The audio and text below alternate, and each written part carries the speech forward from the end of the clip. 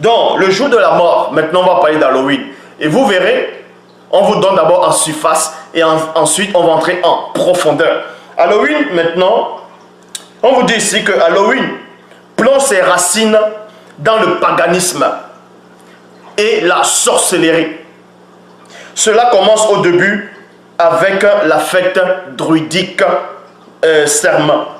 Donc, ici sont les druides. Il y a les druides derrière.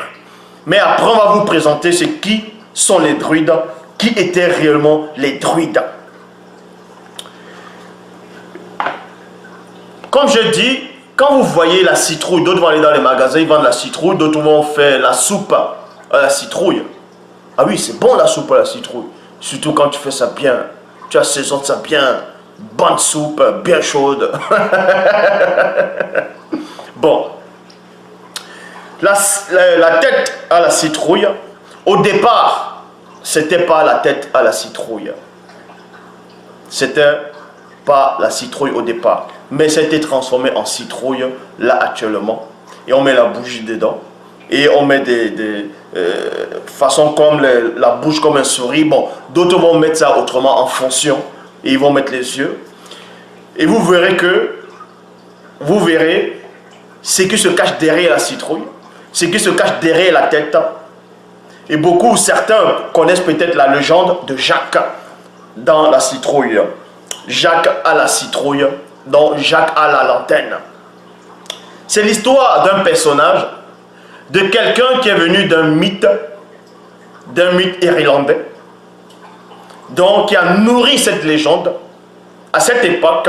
Mais avant le personnage de Jacques à la lanterne, on va vous montrer les esprits qui sont derrière. Mais voici l'histoire de la légende d'Halloween. Jacques à la lanterne est le personnage le plus populaire associé à Halloween. Il provient d'un vieux conte irlandais. Jacques aurait été un avare. Un personnage ivrogne, méchant et égocentrique. Un soir, alors qu'il était dans une caverne, le diable lui apparut et lui réclama son âme. On vous dit ici qu'un soir, il y avait un personnage, selon le conte irlandais, une légende irlandaise, ancienne. Il y a un personnage qui était avare, donc il était mauvais, il était égoïste, c'était un ivrogne, il était dans une caverne. Et on vous dit ici que Satan, c'est-à-dire le diable, lui est apparu. Mais nous savons que le diable ne va pas apparaître aux gens n'importe comment. Mais ici, on va néanmoins lire la légende. Et on vous dit que le diable est apparu pour lui réclamer son âme. Jacques demanda au diable de lui offrir à boire. Donc il demande, avant que le diable ne le prenne, il demande néanmoins à Satan, au diable, au mauvais esprit, de lui offrir à boire. Parce que c'était un ivrogne.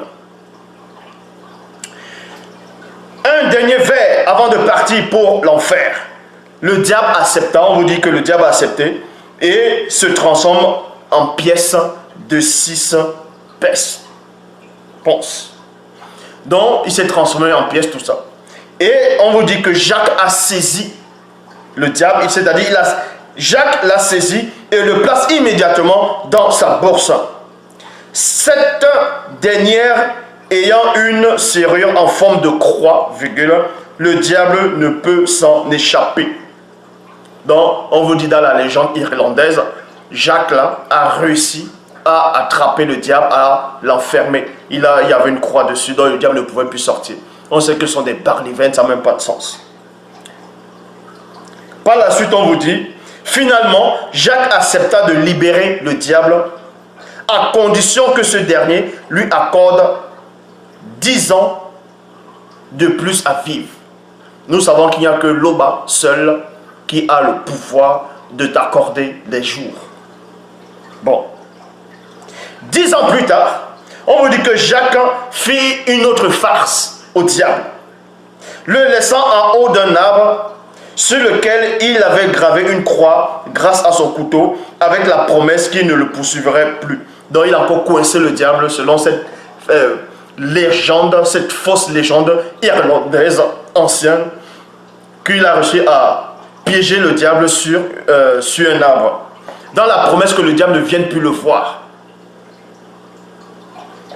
Lorsque Jacques meurt, on vous dit, lorsque Jacques est mort, finalement, ce personnage était mort. L'entrée du paradis lui fut refusée. Donc, quand il est mort, on a refusé qu'il entre au paradis. On a refusé qu'il entre au paradis parce que c'était un avare, c'était quelqu'un de méchant, quelqu'un d'égoïste, en plus un ivrogne. On vous dit aussi que le diable refusa également de le laisser entrer en enfer. Donc on vous dit que quand Jacques est mort, on a refusé, le paradis lui était refusé et l'enfer lui était refusé aussi. Donc le choix qui se montrait à lui, c'était quoi? C'est d'errer. Il devait errer maintenant. Jacques réussit néanmoins à convaincre le diable de lui donner un morceau de charbon à Dante, afin d'éclairer son chemin dans le noir. Parce que vu que selon cette légende irlandaise, on refuse à Jacques de pénétrer le paradis et l'enfer. Mais ici on ne parle pas du purgatoire. Ni maintenant il est dans l'obscurité, mais il va néanmoins négocier avec le diable pour que le diable lui donne, comme j'ai lu ici, un morceau de charbon à Dante, afin d'éclairer son chemin où il marche. Vous voyez, le charbon à Dante maintenant va plus tard inspirer, là à l'heure actuelle, la citrouille. On va aller tout doucement, parce que le charbon à Dante, quand ça brille, vous voyez, ça a la couleur à peu près d'une citrouille. Et on voit une bougie qui brille à l'intérieur de la citrouille. Donc on vous dit ici, mais avant la citrouille, voilà ce qui se passe. Il place le charbon dans un navet. C'était d'abord un navet. Pour ceux qui ne connaissent pas le navet, vous tapez. Le navet, ça se mange. Vous pouvez les éplucher, vous les couper. D'autres en rondelles, on peut se le couper en cubes. Et on peut le saisir dans une poêle, dans une sauteuse. On mélange bien. Ce sont le navet, ce n'est pas un fruit. Bon, certains vont dire peut-être c'est un fruit, mais ce sont des légumes. Ça fait partie des légumes. Donc, ce sont des navets. Donc, au départ, il a pris le charbon. Il plaça le charbon dans un navet, parce qu'il y a des gros navets. Donc, dans un navet creusé en guise de lanterne. Donc, au départ, le navet lui servait de lampe. Et il prend ce charbon à Dante là, il met dans le navet qu'il avait creusé, et il met aussi des trous. Comme ça, quand il marche dans l'obscurité, le navet va lui servir, ce navet-là va lui servir de lampe pour qu'il puisse errer. Il plaça le charbon dans un navet creusé en guise de lanterne et est condamné à errer sans but jusqu'au jour du jugement dernier. Il est alors nommé Jacques à la lanterne. Il réapparaît chaque année, le jour de sa mort à Halloween. Dans la fête d'Halloween, c'est d'abord, premièrement, ça c'est la fête des morts, dont Jacques ici, ce personnage irlandais, va, en tout cas de la légende irlandaise, va apparaître tous les fêtes d'Halloween.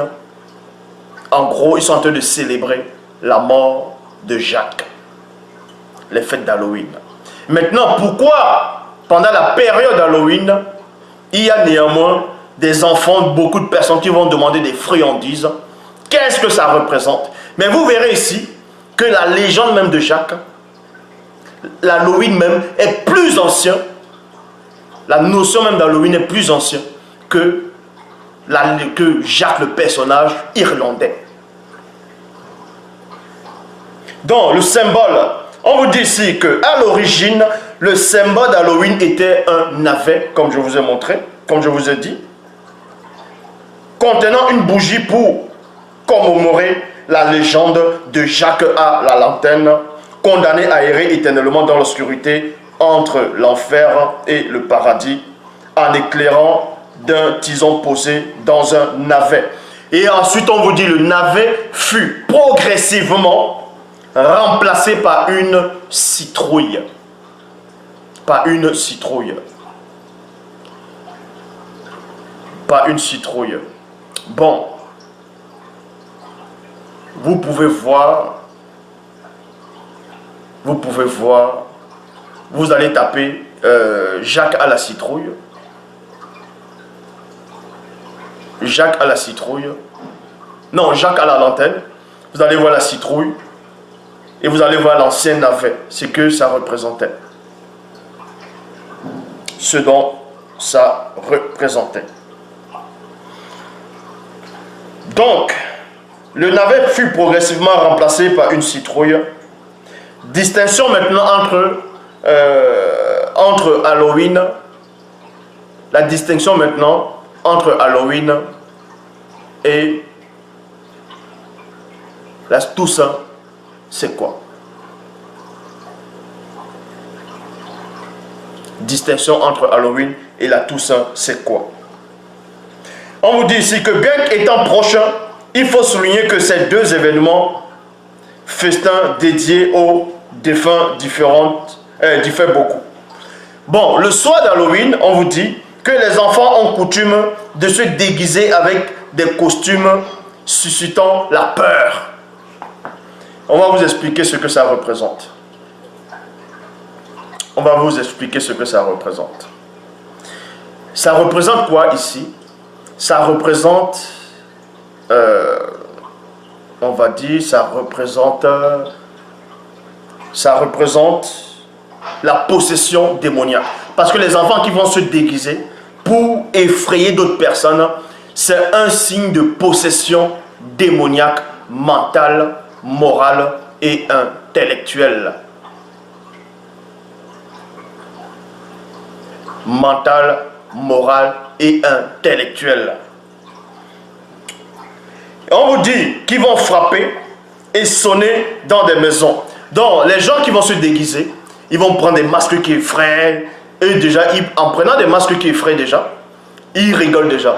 Parce qu'ils savent déjà la peur que ça va susciter aux autres. Ils aiment déjà ça, la notion de faire peur aux autres personnes. Donc, quand ils vont venir sonner, ils viennent te voir, ils t'effraient. Ils commencent à t'effrayer déjà. Donc ils vont t'effrayer. C'est pour ça qu'il y a aussi un film qui était sorti. Bon, dans plusieurs films, Halloween. Il y a le film Halloween aussi qui était sorti. On voit comment il y a un personnage, les masques, il tue des gens. Voilà, tout ça c'est par rapport à la légende de Jacques, la légende irlandaise.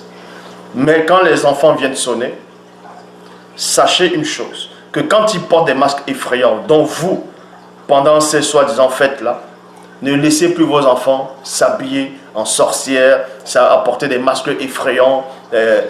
Ça représente, c'est un langage, c'est un, comment on appelle ça? C'est un signe occulte. Parce que quand ces enfants vont porter, ou les grandes personnes vont porter des masques pour venir effrayer les gens, ça va représenter, c'est un symbole très fort. Ça va représenter le signe de la possession démoniaque. Donc on vous dit que ce jour-là, les démons sont là pour que les gens puissent. Donc ce masque-là, qui effrayant, va représenter Jacques, qui va réapparaître tous les fêtes d'Halloween pour célébrer sa mort. Donc l'esprit, en tout cas qui est derrière, qui alimente cette légende irlandaise de Jacques, c'est cet esprit-là qui va prendre possession mentalement, intellectuellement des enfants, des personnes qui vont se déguiser en Halloween pour effrayer des gens. Ça représente l'esprit de Jacques à la lanterne, derrière ces masques-là. Et on vous dit ici, donc, cette formule fait référence à la pratique ancienne des anciens prêtres celtes qui proféraient jadis des malédictions à cause des refus des offrandes. Parce que cette légende-là, aux temps anciens, il y avait des druides celtiques qui, pendant ces fêtes-là, allaient demander des offrandes. Et ces offrandes-là représentaient la dîme. Donc si vous voulez comprendre, parce que les druides, ce sont des sorciers, ce sont des magiciens qui se cachent sous le nom des prêtres. Donc ici, ils sont là juste pour reproduire les kakéas, c'est-à-dire les lévis, qui devaient aller de ville en ville, de chaque région, pour aller voir le peuple, pour récupérer la dîme. Et c'est ce que ces prêtres-là, les faux, les faux prêtres du monde occulte, dont les druides, cette période-là, ils venaient prendre des offrandes. Ils venaient de chaque maison, ils demandaient des offrandes, des béliers, ainsi de suite. Ceux qui refusaient, ils les maudissaient. C'est pour ça que ces enfants-là ici maintenant vont représenter cet esprit de Jacques, vont aussi représenter ces petits enfants qui viennent sonner pour demander des friandises, des bonbons, des chocolats, ainsi de suite, vont venir. C'est un mystère, c'est un symbole derrière qui se cache. Donc ils viennent ici en même temps comme ces druides-là, en même temps les masques qui sont effrayants, c'est Jacques, l'esprit alimenté par les démons qui sont derrière Jacques, à l'antenne sont là. Et en même temps, ils sont en train de copier, les enfants là copient les vies pour venir demander des friandises. Les friandises qui vont représenter les dîmes. Est-ce que vous comprenez? Dans chaque fête qui existe dans le visible, ils ont copié ça dans le vrai. Mais sauf qu'ils ont rajouté des choses dedans. Ils ont mis le mensonge. Ils ont trafiqué. Exactement comme dans les Bibles actuelles classiques.